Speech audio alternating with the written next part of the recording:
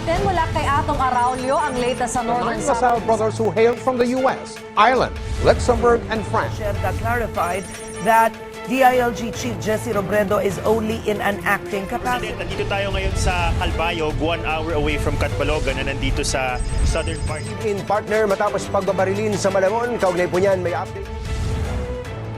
Broadcast journalist. Sino nga ba sila at ano ang kanilang tungkulin?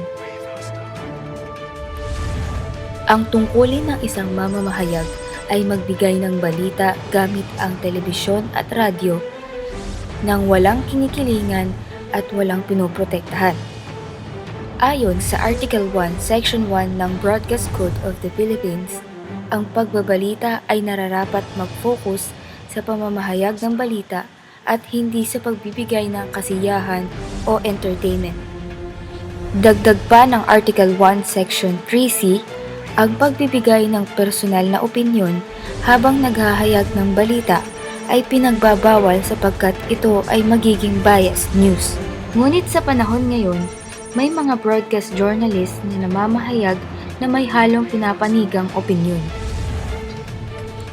Gaya na lamang ni Noli De Castro at Corina Sanchez na kamakailan lang ay sunod-sunod ang ikinaharap na issue patungkol sa kanilang paraan ng pagre-report.